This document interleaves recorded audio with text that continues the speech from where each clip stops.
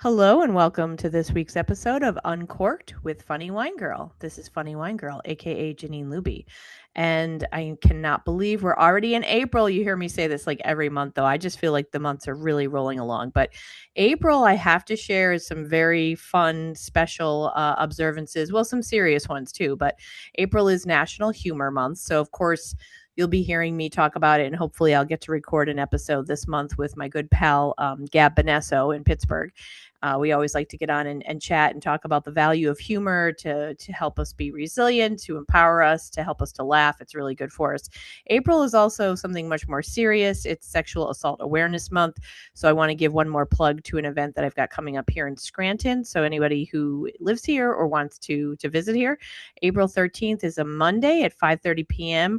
I'm partnering with Women in Philanthropy, excuse me, of the Scranton Area Foundation, and we're hosting a film screening of this documentary, Loud Enough: Surviving Justice. And if you are a regular listener of the podcast, you know that I'm celebrating 5 years, and this is part of my celebration. I did have the film's director, Hillary Klotz Steinman, on back in October. She was a guest along with Maddie Smith, who was featured in the documentary, and her mother, Mandy, along with some folks in the legal system who talked about what Maddie actually did. She basically took on the legal system to seek justice for the sexual assault. So that is going to be shown, excuse me, on Monday, April 13th here in Scranton. And so if you follow my social media, Funny Wine Girl Jeannine, you'll see all the information about that. It is free to attend. We appreciate if you can just complete the registration so we know how many chairs and all that good stuff. There'll be refreshments. After the film is shown, we are going to have we're going to have a conversation with the film's director, Hillary Klotz Steinman, and Sabrina Hannon, who will be there from WRC, formerly Women's Resource Center, to talk about the wonderful resources that they do offer here in the Northeast PA. So that is the 13th. I'm excited about that. Other than that, I want to get into my guest tonight. And I'll give a shout out to Jen Partika. Jen has been on the podcast twice, once from a standpoint of a nurse who advocates for nurses, and then also from the standpoint of a person who is an advocate and a very active, I should say, an activist here in Northeast PA with the Democratic Party. But she's always thinking of me and thinking, who can I connect Jeannine with to have on the podcast, which I really appreciate. So this week, my guests are Gia Tujan and Desiree, or Des Zielinski, who are going to talk about the arts locally with the film festival coming up and the Waverly Community House. So I want to welcome you both and thank you for joining me tonight. Yeah, thank you. Yeah, thanks for having us. Absolutely. Anybody who Jen speaks for, I'm like, yeah, I'm right on board. She's great. She's great. She is, yeah, I'll tell you, Jen is definitely she is out there, but she's working hard and making change, and she's really kind of like myself. I really appreciate the area and a lot that it has to offer. So she's very active in that sense, and I appreciate that. But I have not met. Now it's funny. I was saying to Des before I hit the record button, when I saw her on here, I'm like, I've seen you around town. I'm like, you're an artist, I think, because I follow her on Instagram, and so I'm like, oh, I know you. I don't know you, and I've never met you either before, Gia. But I'd like to get to learn a little bit more about you, and of course, to have my audience, my listeners, learn about you. So let me start with you, Desiree, or Des, as you go by. Tell me a little bit about yourself. Like I said, I was familiar with you from a graphic standpoint, and I think maybe you've had some art in First Friday Scranton. Maybe that's how I saw your name before. But if you don't mind sharing a little bit about yourself, it's funny when I say that to guests, they're like, well, what do you want to know? And some will talk for 30 minutes and others are just like, yeah, I grew up here. Okay. And that's it. End of story. Well, I've been born and raised in Scranton. Most of my family is from Scranton, but I live in Troop currently.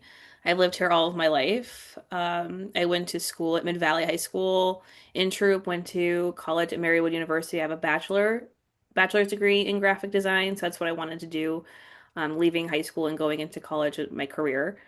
So I've been a graphic designer for over 10 years. I currently work at an advertising agency called Posture Interactive in Scranton. So you might see me around with the Posture crew, who are a very talented group of individuals. We do video, websites, graphic design, branding for businesses across the area. I'm also an artist. I also like taking photographs and painting sometimes, and doing artwork myself for with the graphic design. So you have seen, I just had a piece up at AFA Gallery for their women's show in March. I also had a couple other pieces at Black and Brass in January as well. So I do show art for First Friday in around the Scranton area. So you might see me walking around and doing stuff. But I'm also involved with the film community with a lot of my friends who are filmmakers. And I've had written and created my own films as well on kind of like a side thing because I've always been interested in filmmaking and kind of wanted to bridge between graphic design and filmmaking together. So I've done like poster work for independent filmmakers with my friends and worked on set to get that experience. And that's why I'm involved with the film festival currently on the committee, as well as a couple of my friends and I, like Luz Cabrales runs Scranton Films locally. Mm-hmm. We both partner with doing the Independent Film Creative Hub. I run the NEPA Film Society, which is a local film group. We do meetups together, and a lot of my friends make their own films, so we like to help each other and support each other. And I'm also on the new Lackawanna County Film and Multimedia Commission as well to hopefully get more bigger productions and film work and TV work into the area because that's a real economic driver to bring more productions here. Yeah, that's phenomenal. And I've had Luz on the podcast before too. Luz Cabrales is great. She's done some great documentaries. I know she did one about my friend Julie Esty. I've had Julie on the podcast, but Yeah. she's done, in fact, her horror movie. I forget where it was available, but I did download it. The one that she worked on, the horror movie that had, oh my goodness, Carl. I'm going to forget Yeah, it's poor like Shadow Carl. Cast, yeah. Yeah, so that was pretty cool. Yeah, well, that's exciting, and I have a lot of course, I don't want to dive right into it, but I'm already thinking of a few questions that I do want to ask you your opinion on a couple things, and we will get into the film fest as well. Yeah. But let me meet Gia. Gia, I don't think we've ever actually met, but I know you are, and let me get the correct title. You are the executive director of the Waverly Community House. Is that right? Yes, very new executive director since July of 2025. Okay, well, tell So, me a little bit about yourself too before we get into because there's a lot to say about the Waverly Community Center as well, or house, excuse me. yeah, sure. So, like Desiree, I'm born and raised in northeastern Pennsylvania. I went to Riverside High School in Taylor. I went to Marywood University as well. I graduated with a bachelor's degree in English, a minor in history. And while I was there, I attended a networking session. I think it was my junior year. And that was where I met Maria Wilson, who was the former executive director at the Com. So I met her. She was looking for an intern. And I started working there as an intern in 2012. And I officially got my position in 2014. And when I started at the Waverly Community House, I was processing and digitizing. They had like a massive archive collection dating all the way back to 1919. So for 3 or 4 years, that's what I did. And I went through piece by piece, their collection. Like I said, it's massive, dating all the way back to 1919. So I digitized everything, filed it. And then from there, my role kind of grew. I started doing a lot of grant writing, and then I evolved again to start doing more like digital media, social media promotion, and of programming and events there. And then I did that for a number of years, and so finally, a position opened up where they were looking for an interim executive director in May of 2025. So I took that position, held it for a few months, and now I'm here as the director officially since July of 2025. So I've been there a long time. I've been there since 2012, and I just love the Com. I love being there, but other than that, I live in Clark Summit with my husband Brian, and I enjoy traveling and movies and reading and things like that. So, yeah. Very cool. Well, thank you for that. And I think we have the three of us have one common thing, Marywood. I got my master's degree there. When I was working in the corporate world, they had 80% tuition reimbursement. So years ago, I finished, it was like 2000 or 2006, one class at a time. So, but it's a beautiful campus, and I love going back there for variety of community events that I just, I can't pass up the opportunity to go there. And even just to walk on campus is really pretty. Yeah. I loved it. Yeah. Yeah, it's really gorgeous. And I mean, they continue. I mean, they have to, like most colleges, continue to expand, like grow and change their buildings and modernize. And yeah, when I go back to my undergrad is from Penn State. And when I went back, I don't go back often, but when I did, I was like, oh my God, I graduated in 93 and I'm like, oh my gosh, they've changed so much of these buildings and everything. And of course, with technology, having screens everywhere and how you order food and everything changes. But let me follow follow up with you, Gia, about let's talk a little bit before we get into the film fest about the Waverly Community House, or the COM. For people who are like local and go there, they call I was referring to it as the COM because that's, I think most people who know it, like, oh, maybe even if they don't know the full name, they know they've passed it and they know it's a beautiful, I would say old building, but you can tell me how old. It's gorgeous. It's on the opposite side of the street is what, the Waverly Deli, and you've got the general store, the Waverly General Store. I love going to the upstairs consignment. That's one of my Oh favorite yeah. things to do. And I've Yeah. got one of my favorite necklaces that I'm currently wearing. It gets attention all the time, and I got it there, and I just love it. So, but talk to me a little bit about, you have so much going on there. Yeah, so the COM has been around since 1919, so over 100 years now. And we have, a vast variety of programming and events. So we have anything and everything from a Christmas marketplace with artisans, local artisans with handcrafted goods. And during that time, there's over 40 of them in the building for one weekend, the weekend before Thanksgiving. So that's a super popular event. We have, a Waverly Wine Fest on our back lawn every summer. We have free summer concerts to the public. We have childcare programs. We have a pre-K program, a preschool program. We have a thrift shop, as you mentioned, which is very popular. We also rent out our spaces. We have a large gym. So a lot of basketball leagues like to come, and people like to just come and use our open gym. We have fitness classes. We have a small works gallery where we showcase the works of local artists. We have a library, a free library. I'm sure I'm not naming everything, but there's so much going on there, and there's truly something for everyone. Of course, we have our film festival entering into its 10th year. So there's, a little bit of everything for everyone, no matter what your age is, no matter, what your interests are. There's a large variety of opportunity at the COM. Yeah, I think it's great. And the building, like I said, itself is just beautiful. And I've been there for the artisan market before the holidays, and that's just wonderful. It's always cool to see that, and just it's just beautiful to go through. And I see the signs when I go up to the consignment or the thrift shop upstairs for the different different exercise classes or the programs. I keep saying I'm going to get up to one, but I haven't yet because I'm like over 50 fitness. I love it. I have to start lifting weights, but I haven't been up there yet. But what is some of the favorite parts that you've had about your job since you've been there? I mean, you've been there a long time, and you've seen a lot of different aspects of it. What's like one of the benefits for you, or one of the rewarding parts of working there? I love working with the community. I mean, it's a really, really great community in terms of everyone's kind of willing to help out and get involved no matter what. So, like, we're talking about the Film Fest, and we're going to be going into that. We have a wonderful Film Fest committee, and we have people on all of these various committees who volunteer their time really to help us with programming and events, whether it's, volunteering to scan credit cards at the Wine Fest for tickets, or volunteering to be a docent at a house on the house tour. And, they're really wonderful, and they're great people to work with. So that's probably my number one thing, is working with the community. And then just, the COM is such a unique place. It's really my honor to be able to steward it and serve our community, through this next generation. I mean, it's super historic. So it's been around since 1919, and it's evolved and grown with the community. And I really just feel it's such an important part of our history that, it's really very special. It's a very special place. Before, and I want to get to Des here in a minute, but before I do that, what is the project? Just because I think it's pretty neat, but I'm kind of ignorant to the facts, so I want to ask you about it. Something to do with is it there about the Underground Railroad? Is it something tied to that? I saw something, but I'm blurring my facts these days.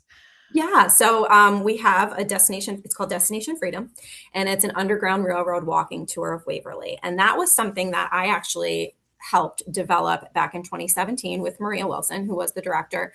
And she came to me one day and she was like, a local author wrote this book called Embattled Freedom. His name is Jim Remsen, and he grew up right across the street from the COM. So in this book, he talked about all of the homes around the COM Square, and then some homes in Waverly up Carbondale Road, and some locations and sites of significance that were related to the Underground Railroad, whether they housed abolitionists or whether they had some sort of story or, significant tie to the Underground Railroad. So she came to me and said, hey, listen, there's all this history here. How do we turn this into something tangible for the public, and something that, people can walk away with and gain insight into this important aspect of our history with? So we created a walking tour map.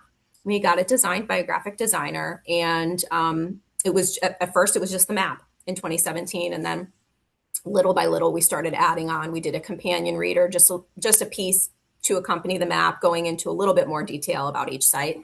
And then we added a space called the Destination Freedom Gallery, which is up across from our archive space. And it's a room filled with displays and exhibits. Some of them are on loan from Lackawanna Historical Society and other surrounding historical societies, but all related to the Underground Railroad. There's a library in that space as well.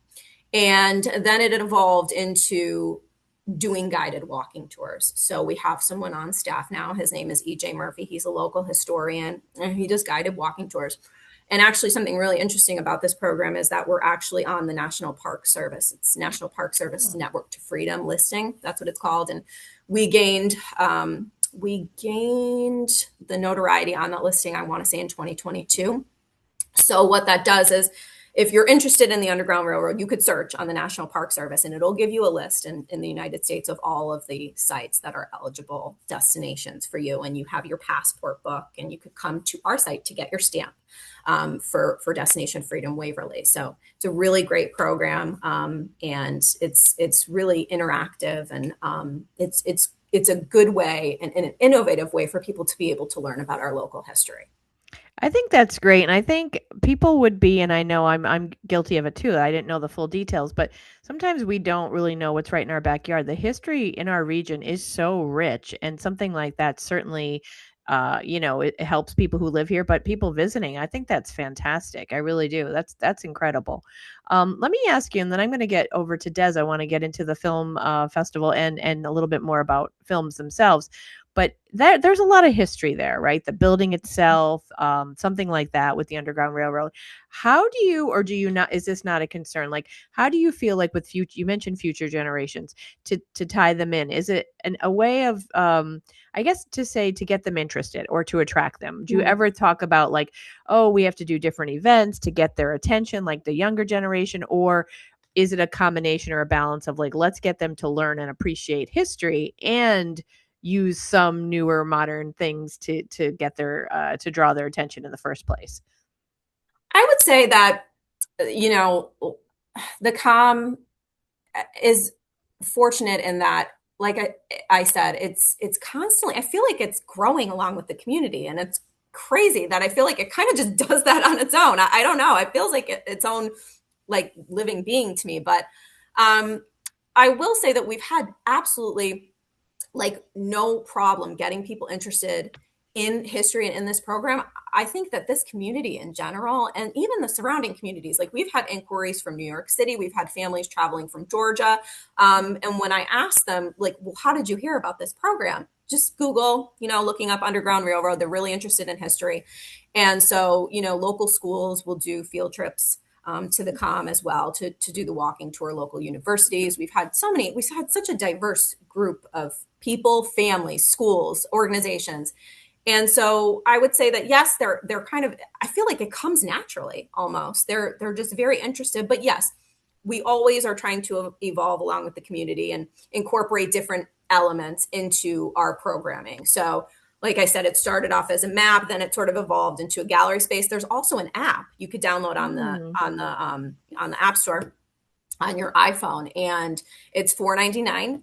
And for the $4.99, you get the whole, it's a recording of EJ's voice. And he literally, you go to each site, you press play, it directs you to each site, and he gives you a narration and an overview of the site. So yeah, that's certainly, something that we're going to continue to, continue to evolve. The program is going to continue to evolve. And we're always looking for new ways, of course, to, target our community and make sure that they're, getting involved in our local history, because it is super important. Yeah. Well, and the fact that you have an app, that shows right there you're Yeah. embracing technology, so but people can still learn about history. That's phenomenal that schools and people are coming from far away. I think that's fantastic. So, let me transition to the film festival. And so the film festival, and then and Desiree, I know you've been with it for from the beginning, I think, if I'm understanding correctly. Is that right? Almost, yeah. Like I think I started in 2017 or 2018 when actually the first year, which was it was called the Beeline Film Festival, and this first year was started in 2016. Okay. And is it's not always been at the Waverly Com, or has it? It hasn't. Well, the it's usually been like a 3 day weekend of like the film festival. It's like 3 days, and usually it's always the opening night is Friday, always at the Waverly Community House. And then over the years, we've tried different locations, and they've worked and trying to have it in the downtown Scranton area because there was one year we had it at the time was like the Iron Horse Bistro movie theater down there in downtown, which was nice. We had it at the Ritz Theater another year. So we were trying at different locations and things like that. But I think over the last few years, recently, switching it back to having it at the Waverly Community House has been a really wonderful addition to just have it at the Waverly Community House, even though it's kind of out of the way from the downtown, but it's still like a wonderful historic building. It's it's the Waverly Community House, so you don't really have to worry about the budget.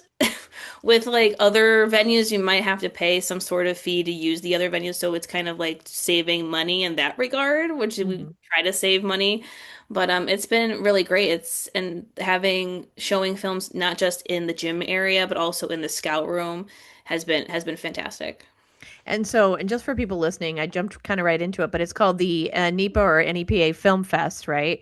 And when Jen reached out first, I'll admit, I was kind of, I think, confusing it or thinking of there is the Dietrich Theater in Tunkhannock did a film fest, and I don't know if they still do it, but that is separate. That is not this film festival. Yeah, I believe whatever. I think they do it more. I think they do it like quarterly. I'm not entirely sure what the Dietrich does, but they do their own separate thing, and we're not really tied to the Dietrich. Okay. Okay. That's yeah, because when I first started, I'm like, okay, I think this is a separate film. But the fact that we have more than one, I think is pretty cool. It gives an opportunity to see things you wouldn't normally see. Tell me about, since your involvement in it, tell me about the film festival, what it brings in, documentaries, all kinds of things that we wouldn't necessarily have an opportunity to see on a larger screen and to have with other people in the community, like a live audience. Yeah, I think with having there are a bunch of different film festivals in the area locally. I know Milford does Black Bear. We have the Northeast Pennsylvania Film Festival. Jim Thorpe does their own.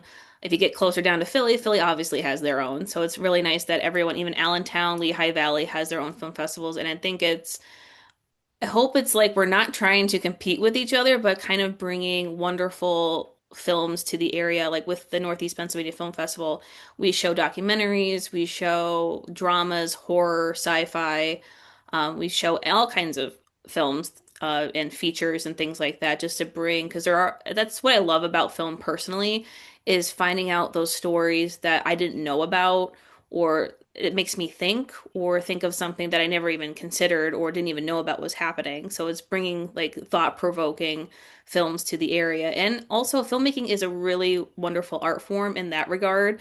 And it's a great art form. I always say that it's kind of takes a back seat to the other arts because you have like the big blockbuster movies like Star Wars or Marvel or things like that, but there are also great independent films being made across the country and the world and locally here that deserve a platform to be shown. And that's what we bring to the Northeast Pennsylvania Film Festival to expose the community to wonderful films being made across the world and locally here.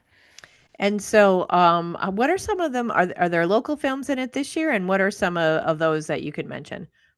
Yes, there are a bunch of locally made films. There's Johan, which is a mockumentary that a couple of my friends have filmed. It's a mockumentary feature. There's Love Can Be Poison, that's a sci-fi short. There's a couple of horror films that were made locally. There's a bunch of other ones, but those are the ones I can name off the top of my head. Okay. Yeah, I was quickly looking through today, and I was like, "Ooh, there's a whole section of," excuse me, if I'm correct in saying this, they're all like kind of under the horror genre. They're like Saturday night. They're all shorts for the most part. Is that right? Yeah. Yeah. They were some pretty intriguing, names anyway of films. I'm like, "Oh, this would be pretty cool to see." I think they look interesting. Yeah, Yeah. that's really neat. Now have you I think you mentioned at the top, so I apologize if I did you I know you're into, photography and graphic arts, but have you done your own films as well or helped others produce films? Yes, I have. I've helped on with my friends, like the films that are shown at the film festival this year. The Love Can Be Poison sci-fi. I helped on that with Luz Cabrales and Zach and Tony. I was a script supervisor for that because they needed an extra hand. The Johan mockumentary, I did help Zach and Tony with that as well for a day or two as well. And then I have my own short film that I made called Fallout, which is going towards the end of its film festival run right now, but it showed at the film festival last year. So that's been, and have some other ideas in the works, so I'm kind of writing, but Fallout has been my first short film that I made. And when we're saying just I mean to get into like specifics, are you so you wrote it, obviously it's your concept. Did you get actually behind the camera and do the all that work yourself or do you work with a camera person, a director? I needed my friend's help for that one. It's funny because with the film festival, we do the Mystery Box Film Challenge, which is a film competition we have with the film festival, and we basically going into the challenge now, getting giving people parameters that they have to use to make a short film. So this year it was like they had to use a rubber chicken, they had to use a character name, they had to use a loaf of bread, and this is everybody gets the same thing, and whoever wants to participate can make a film. And if they follow the parameters, they get to be shown at the film festival. So, but everybody, no one has made the same film. Yeah, everybody gets the same items. It's like, here, have fun with it and be creative. And everybody comes up with something completely different with their films. But Fallout, when I wrote that, I wanted to make it for the challenge because I've participated in the challenge before, but I didn't get everyone together in time because you only are allowed 2 months to actually make a film for the challenge with those items. So I kept the script and kept reworking it. And I wrote it in a time when the current administration was in its first presidential, what was happening in the presidential side of things, if I don't want to get too specific, and kind of wanting to keep that. But then when I got to a point where I wanted to film it, the pandemic happened. Hmm. And my film takes place entirely in a basement. So I didn't want to change it, so I kind of had to wait until the pandemic subsided. And then it got to a point where it's like, all right, I definitely want to make this. And it was funny because when we started shooting it, we shot it for 2 days in August in 2023. And it was like Zach Wilcox, Tony Suzy, Luz Cabrales, Charisma, like Scranton Films and Fun Pans Film Company. Like they're my friends and they all came to help me. So I was technically the director and the writer for that. Luz Cabrales was my assistant director. Zach was the camera operator and cinematographer. Tony was the grip. We had another gentleman, Ian, who was like our PA and sound person. So I had like a real skeleton crew of people to help me. So it was great, and we were in the basement, like cramped quarters, and trying to figure out how to do scenes in my basement. But it was funny because we shot it when Donald Trump wasn't president, and now it's coming out and Donald Trump's president again. So it's kind of like a political commentary, but of like, this is what happens when it goes too far, basically. So it's a drama thriller, I like to say. But I needed my friends to help me with that. And I wasn't like, I can't do this by myself. I need someone and other people to help me get it off the ground. And do you do any acting or do you get friends or do you do like because there are a lot of theater groups and different people locally who act. There are a lot of great actors here locally. For Fallout, I definitely needed actors who were pretty professional and knew what they were doing to get the characters I had written onto the screen. I personally am not an actor, but I'm fine with being in a background capacity or very minimal capacity. I don't want, I'm not really an acting person, so I'm more of a behind the camera person or helping in the crew aspect of filmmaking. Yeah. And so the film fest, and then I want to ask you a couple questions that are not related to the festival. So let me tell people I jumped right in. I didn't get the dates. I believe it's the reception is April, is it April 9th? And then the festival is the 10th, 11th, and 12th, or correct me if I'm wrong there. The opening night is April 10th, so that's the Okay. opening reception. It's April 10th. I believe it starts at 6 at the Mhm. Waverly Community House, and then it's for that weekend, so it's April 10th, 11th, and 12th. Oh, okay. So that's like a Friday through Sunday, basically, right? And it'll be pretty full, right? Like it's going to be, I should say, like a full day, yeah, on Saturday and Sunday. Each day will be probably from kind of early it's like in the morning into like the evening, so it'll be pretty well packed with a lot of films. Yeah, it's probably for majority of the day on Saturday and Sunday. Like Saturday, with the NEPA Film Society that I actually help run at our local film group, we're having a networking meetup at 10 a.m. at the Com to kick off the film festival. But that's like open to the public. That's free. You don't need a ticket. It's just like the meetups that we have. It's a networking for the filmmakers and anyone who loves films to come and collaborate and hang out.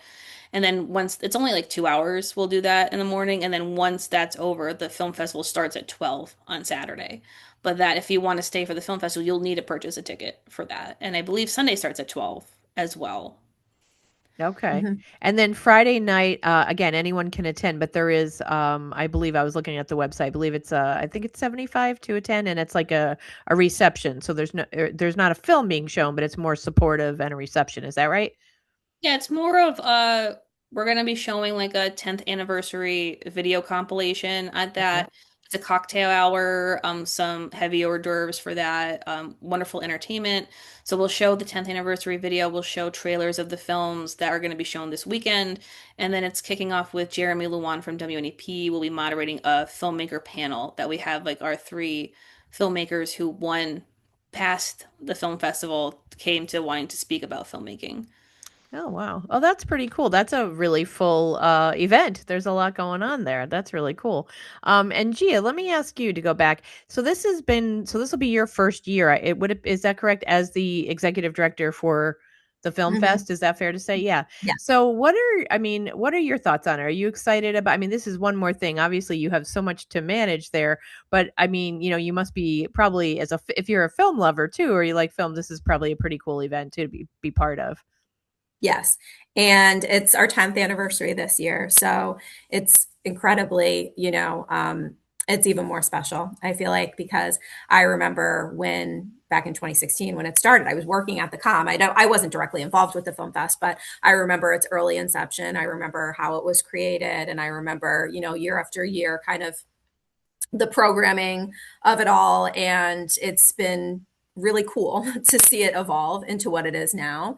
The committee's grown, it's the event itself has kind of grown and evolved. And, I just feel like the way that it brings filmmakers together and people together in celebration of film and how it promotes local filmmakers as well. I love that aspect of it. And I also love the fact that, really from filmmakers from around the world, participate in this. So it's been a pleasure to see it grow and evolve. And yeah, so I'm excited. I'm excited for this year, and I'm excited to be the director as we head into our 10th year anniversary for sure. Yeah, it's very exciting. Des, is there any film in particular that you're looking forward to? I mean, or is it about, I mean, I imagine with having so many friends involved too, there's got to be a level of like you want to support them and you're excited for them as well. It's really more of just wanting to support all my friends who have their films in this year. I'm always excited for the Mystery Box Film Challenge because I'm the one who facilitates that and organizes that for the film festival. And we have 13 films like filmmakers who entered the Oh, challenge this year. And it's a wonderful challenge because we're not super strict. And it's just a way for people to have fun and be creative and make films, even if like there are people who have been like professionals who make films or work in film as a profession, but they want something like creative to do, to like students who have entered in years past and even regional filmmakers in the area like in Lehigh Valley or in New York. Or we did have one year where we had an international submission, which was great. Just growing it from just not the Northeast region, but across the country and across the world.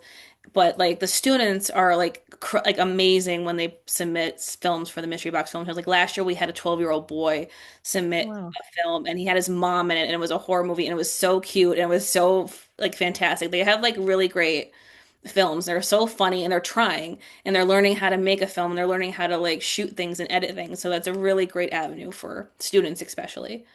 That's really cool. Well, and I'll put for folks listening, I will definitely put information in the podcast notes, the show notes.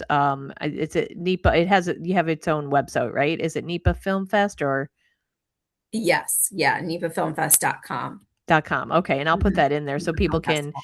get their tickets and check out. I know there's passes you can get for the day, or you can do one ticket, right, for a movie if Mhm. you want to come for a certain one. Oh, So cool. that is Yeah. definitely cool. And I love that so many local folks are involved too. I mean, I think that's a great way to get people to come out too and support it. Let me ask Des, talking about the area and economy and filmmaking, I think you said you're on, is it a commission that is started to try to draw like larger films and filmmaking here in the area?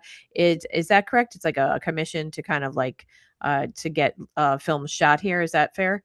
Yeah, it's about, I want to say a year ago, the Lackawanna County Commissioners formed the Lackawanna County Film and Multimedia Commission.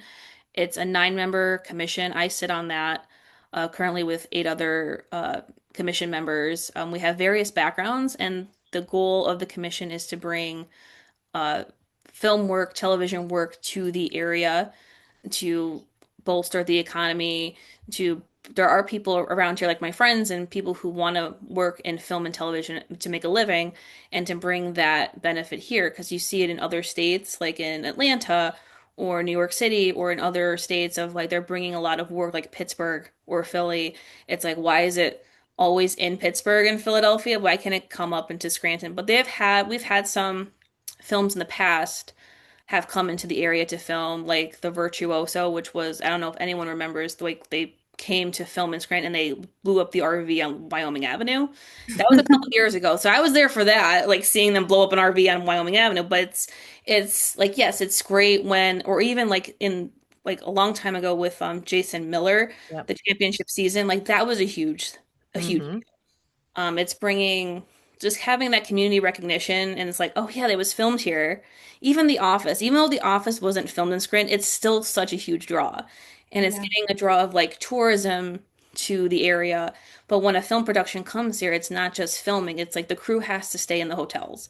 The crew and the cast are staying here. They're going to the restaurants. They're going to the attractions and things like that. So it's not just one aspect of the economy. It's multiple aspects of the economy and to kind of figure out there are tax incentives that the state offers and things like that. So it's kind of working through like what can the state offer, what can the county offer, and can we like get the community around us to be supportive and be in like some sort of directory of like here's the locations in the county that you can film at. We were in talks with that Cardinal Flicks is interested in filming a couple movies here.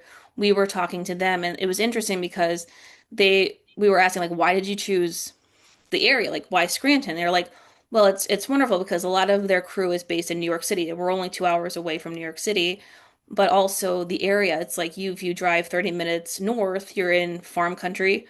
If you go downtown, you have a city that could double as New York City. If you really like Scranton's such architecturally beautiful, it can double as New York City. And you don't have to go into New York City to film there. But if you go down 2 hours south, you can get hit Philly. You can go down to Philly, or if you're hitting like maybe 20 minutes down the line, down the valley, you hit the suburbs and things like that. So it's like there are a lot of scenes and settings that they could film that are just really close and very economically great that you don't have to travel to a million different places. That's all within driving distance. Yeah. And how has it been going? I mean, I know you said it's just about a year, right? So, Yeah. I mean, not that I'm sure you can't reveal, I'm not asking for any insider scoops here, but how's it going? Like, is it, I'm sure it's a competitive though, so I'm sure it's not exactly easy, but We're trying to, in our own way, try to like bring other films here, like our chair, Robert Savankas. He's really active in making films himself. He knows a lot of people, so he's kind of like bringing the word of mouth here. But at some point, I mean, it's the county commissioners. I thought it was a great idea. I was not in talks with the county commissioners when they formed it. That was Robert Savankas who did that. He facilitated the commission and having them form this, but it's kind of like it's great, like we want you to do this, it's a great idea, but we have no money to do anything. Mhm. So it's like I think the first thing is getting the funding and the money to do things, and then maybe hopefully down the road like we'll have a website and we'll have a directory of all these locations and crews, and I think it's just getting our structure together because I think it's we have the talent and the people here and the locations. It's just bringing it together in a structured format and then seeing like if and kind of like seeing what can we do with tax incentives, what can the county offer, and things like that, and who do we need to contact, like the city of Scranton, who's contacting the police or the fire, you know. Yeah, all the organization, all the details, logistics. Yeah, and that's important. Packaging it. Yeah, that's important. And you're right. We do have beautiful architecture. I remember when my Mhm. friends from France came here in 2015. One of the things I did was take them on a walking the downtown. It was the historical society to show the architecture, and they were amazed by it. I mean, it's absolutely beautiful. So I think you're right. I mean, there are some absolute, and then with nature too, we have some lovely parks and things. So it's Yeah. they really can do a great job filming here. I would imagine, and I'm not asking you to comment on it, but I'm sure it may not help sometimes when there's shifts in politicians and maybe people are not on the same page exactly. That probably doesn't exactly help move things forward, but hopefully going forward in the years to come, that this will be something that everyone agrees with. Because I mean, as you mentioned, it helps the area, it helps the economy, and who would really be against that? I think that's a win-win for everyone. Yeah, I think we were in a little bit of a limbo situation when Commissioner McGloin had stepped down, of kind of like where are we, like what are we waiting for, and kind of like what's happening until we got our the three commissioner seats filled again. Also, kind of, I think, unfortunately, the whole trouble with Cali situation has definitely still looms over the county with that, which is probably why they didn't give us any money when they formed this, which makes a lot of sense. Like, Amy, I understand that, like, we don't want the county to back something like that. It's kind of like you really got to have your own funding if you're going to film something here. But it's kind of like, hopefully, as the commission grows and gets its foot and the structure together, that we can be the liaison for like maybe a Netflix wants to come here to film. It's like, okay, we're going to contact the commission. Could you help us find cast, crew? Like, who do we need to talk to for all that stuff? Yeah. In fact, it's when you were talking, I was thinking of that one. And for folks who don't know, the trouble with Callie, right? It was Paul Yeah. Sorvino and possibly was it his daughter Mira I think Sorvino that so. Yeah, I haven't seen it, but I've heard the stories about it. So, yeah, I think it was shown at the library. I want to yeah. say the Albright Library show, they had a screening not that long ago, and I've never seen it. But again, for folks who don't know the story, if I'm wrong, I could be wrong. I just want to make sure I'm right. I think the county had actually given money to Sorvino. Is that right I'm for the pretty filming? I'm Mhm. pretty sure. Yeah, I don't know the amount, but I'm pretty sure if my memory like is correct that they were giving them money to film that. Yeah. Yeah, and I don't think the county got its investment return on Yeah, investment, I guess is fair to as say. far as I can tell, I don't think. Yeah, they didn't get their return on investment. It was, to be honest, it's from what I heard. I have not seen it. It's not very good. When it was edited and things like that, and also I believe it was not even distributed either. Mm. So yeah, so that would make a big difference in not making money if you didn't distribute the film. Yeah. So that I can totally understand, the county's been burned before, so they're going to be careful, but hopefully you guys will be able to make some headway and get organized because there really is from architecture to nature to location, as they say, location, location, location. We are close to Philadelphia, to Baltimore, to I mean, we really are in a good spot. And as you mentioned about New York City, like that's my gosh, we're so close. It's just convenient for that. Um, Before we start to wrap up, I did want to ask you though too, and I hope you don't mind me just taking you off a little bit more with the films, just because I'm curious about this. How do you blend? So you're interested in graphics, photography, filmmaking. What are your thoughts? Because I've had it a couple different guests and I have talked about this. The whole idea of AI having a role in different things like that. I had it. I spoke a little bit last week to Melanie, who does social media for Scranton Fringe, for my friend Tina, who's a romance author, and there's AI being used there, and there's accusations of against authors using it. It definitely is here, and we can't really escape it. But what are your, as a creative? I always like to get different people's opinions or thoughts on how you're using it. How are you concerned about different things like that? For me, I do use AI for certain things. It is such an internal struggle for me as a creative with AI, but AI is here to stay. I think it is. I think it's a useful tool if it's used properly. Like I'm using it properly for certain things because I like it for idea generation. Like if I'm staring at a blank page trying to come up with some sort of design and I don't know what to do, it kind of like, oh, here's what I'm thinking. It could give me some ideas, but I've seen this in the work that I do that people just have AI make a logo and think it's great. It doesn't mean it's great. Like AI, whatever AI is giving you is not great. So it's got to have a human touch to it. Just because it generates it doesn't mean it means it's good. For like in the logo aspect of it, I've seen it of like someone coming to me and being like, here's what, could you make this? This is what AI generated. And I'm like, this isn't going to scale well, or it's too detailed, or it's like you need multiple versions of a logo, whether it's going to be in a print piece or on a website. Like it can't be super complicated. So it's like it doesn't, AI is still working things out, but it doesn't mean it's verbatim. You should take it verbatim. Like it could still put like five or six fingers on a person if you're generating an image, but you might not catch that. Like I've tried, I like it for generating images. For an example, if I can't find something on a stock site that I'm looking for, so I can put in prompts to be like, I want you to generate this with this product, and it does a good job. But there are times when like if it messes up the text, like it makes it jumbled or something. And I'm like, well, this is not good. So it's like you have to watch for that stuff. So I kind of like it for idea generation, like not taking it for being, but being a springboard for me to be like, oh, I like this idea, so let me play off of this, and generating photos of things that I can't find in stock. I know with like my colleagues and things like that, they've used it for like for video, for example, like they were doing a commercial for someone, or I've heard like someone's doing a commercial and they needed more taglines from their client, but they couldn't book them. So they made his voice with AI to say the taglines that they needed. So they saved money from not generating, for not having him scheduled again because he wasn't available. So they saved money for just having it generated. So it's a tool, Mm-hmm. but it shouldn't be taken verbatim. But also, like, I really don't think I'm gonna lose my job over Mm-hmm. it. I really don't think that's gonna happen. I don't, like, I've seen like the AI actress that one time. I think that was where you draw the line. You don't do that. Or like, because it's like, it's crazy. Like, you have an AI actress coming at wanting to, like, have talent agencies book her for films. I'm like, I don't think that's right. Like, she has her own social media and stuff like that. Like, that's not right. Um, but I really don't think I have to worry about my job, because I still think there's gonna have some sort of human interaction, human touch to things with AI. Yeah.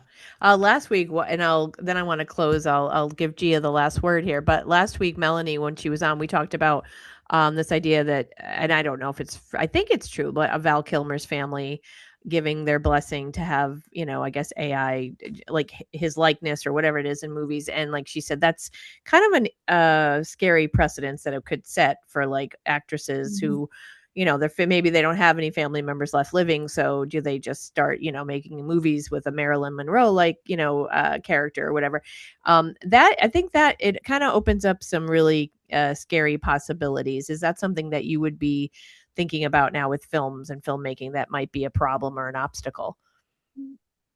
I did hear about that Val Kilmer thing. I think I've seen like also with like screenplay competitions. I think I saw like a screenplay competition I wanted to enter. It's like you can't submit a script if you used AI to write it, which I'm like, okay, I can understand that, like in doing that. And I think with the Val Kilmer situation, I mean, I think it's great that his daughter gave her consent because he wanted to be in that movie. From when I read the article, when I saw that, because Val Kilmer wanted to be in that movie, the Mm, director wrote him for that movie, I think essentially, but he was too ill to be on set. But he was also a forward thinking of like, I want to use technology and things like that. So I think having the consent is important, but not taking people's likenesses without their consent. But it's also like if you're not regulating it and not having guardrails with it, like it could be used for really horrible things that we don't want to happen. yeah. Yeah. And I think that's, I mean, let's face it, social media, deep fakes, things like that, these do exist. So it's just another matter of, I think it goes back to the consumer to a certain level where we need to, be more discerning maybe and noticing what's real, what isn't. And would like to say, like, get out and support, real artists, right? The people in your community, real artists, not AI generated. I'm not like saying there's not a place for it, but like we need people to support real art so that there's still, an audience for artists, right? Yeah, I mean, the whole AI situation, I have an internal struggle every day when I Yeah. use Google Yeah. Gemini of Mhm. like, am I really doing this with this? But sometimes it helps me with certain, I try to say it's a tool, use it as a tool. Don't take it verbatim when it gives you something Yeah. you think it's not great. It's just because it generates them doesn't mean it's perfect or great. Like, but there's always going to be, I think there's always going to be an aspect where you're going to need that human touch Yeah. and that human interaction, regardless of what AI is doing. Because AI can help with efficiencies, and because I like using AI and Google Gemini to do research for me and to look up stuff and things like that, or like format text for me, or like sharpen and make a image high quality for me because that'll save me some time trying to do it myself and things Hmm. like that. I mean, I kind of know how to adjust the light and highlights and shadows in Photoshop. But I'm like, I really just, could you just do it for me? Yeah, yeah.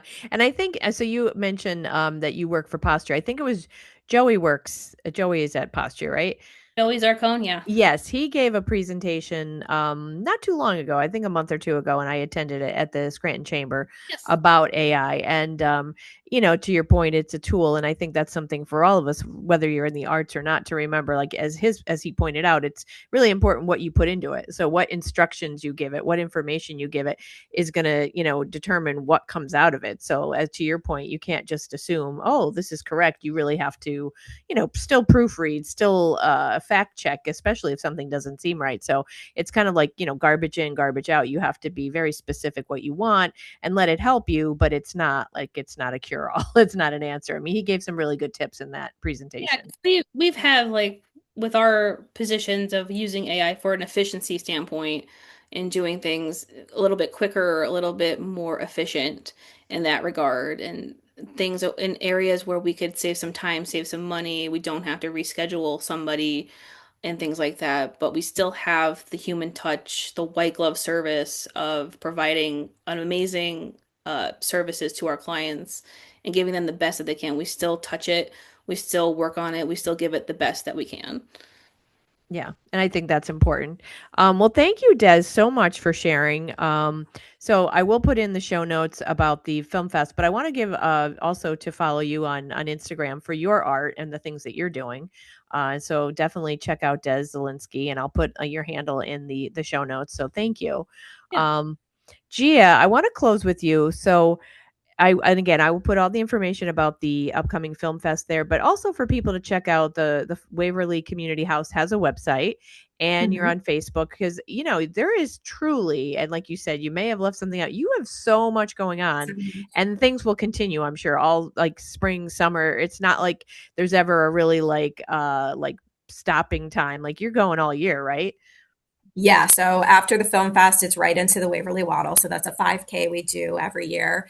And then after that, we start getting into our summer concert series, which is the free concerts we have in the back lawn. We get into our Cars and Coffee, which is two events where we have local auto enthusiasts come and showcase their cars on our back lawn and in our parking lot. And we offer coffee and refreshments for free. And then it's right into Waverly Wine Fest, followed by Artisan. So, yes, to answer your question, there's always something going on and there's never a dull moment. So Yeah. certainly check us out at waverlycom.org, and on Facebook, it's facebook.com/waverlycom.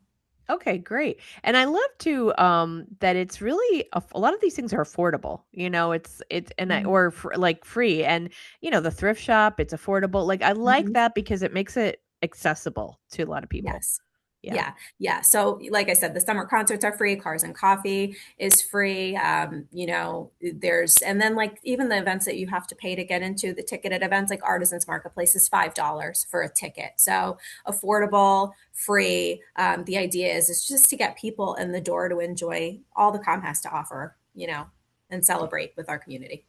I love it. I love it. Any other closing words from either of you? Like if there's something that you're like, I was all prepared for this and she didn't even ask me about it. Anything that either of you really wanted to say or make a point about that I just we didn't get to? Mm, I think just supporting the arts. I mean, with Yes. the commission and the local film groups that are here, we have the commission does like an event in May for like just a networking thing for filmmakers at the Circle Drive-In. Like the indie filmmaker meetup that's going to be at the film festival. We do that like every 3 months and things like that. So just come out and support filmmakers and go to the film festival. And if there's screenings and things like that, like my friends have had private screenings for their films at like the art house in downtown Scranton. So come out and support those kinds of things and show if you want to support film, because come to a film festival and show your support and watch their films. Yeah. Yeah, that's perfect. That's great. And Gia, anything that we didn't get to that you wanted to mention?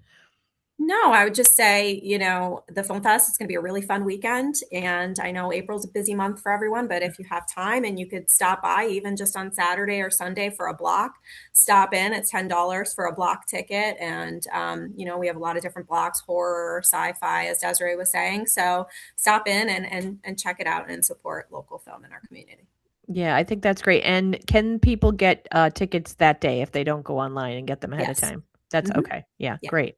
All right. Well, thank you both so much, Des and Gia. It's been a pleasure to get to know you a bit more, and hopefully I'll see you out and about. If I do get up there, my plan is the horror block because that looks interesting. I like a good scare. Of course, Me too. as a comedian, I should be going for the comedy, but I'm like, I usually find myself being a little too like, I don't know, maybe too judgmental if I don't think it's funny. But I'll be doing the horror because I still like a good scare. But folks who are listening, I will put the information in the show notes. Check it out, the NEPA Northeastern Pennsylvania Film Festival. And as Des said, there is often, like, I know I've seen out and about too, there are different screenings as well. Just, get out and support local artists. So support the Waverly Community House. There's so much going on. We really do have a lot in this area. We are really rich in that way. And if we can't let these things just sit, we need to get out there and support them, and especially artists, because there's a lot of bigger, more popular artists out there who really, I mean, yes, you can like them, but they don't notice your attention, your contribution as much as a local artist does. So definitely please get out there. So thank you both so much again. Anyone listening, I don't know why I say anyone listening, because if you weren't, you wouldn't hear this, but I always do that for some reason. If you would like to be on the podcast, or if you have a woman in your life that you're like, you know what, she's fantastic, she should be on there. First, ask her if she's interested before you suggest her. And then, let her know, or you can reach out to me and suggest a person. I'm always looking for a different fabulous woman to feature here every week on my podcast. I am celebrating 5 years. I'm excited that I've had so many wonderful, fabulous women on here to share their stories, to inspire, to inform, and entertain. And that's what it's all about. If you would like to support conversations like this, please reach out to me. I have very affordable podcast sponsorship packages. And yeah, I guess that's about it. And just make sure you get out there and support local, everything that we have to offer here in Northeastern Pennsylvania. And if you're listening from another part of the area, I'm sure wherever you're at, there are small businesses, there are artists, they are everywhere, and they need your support as well. So thank you so much. As I say each week, I appreciate you from the bottom of my heart and the bottom of my wine glass.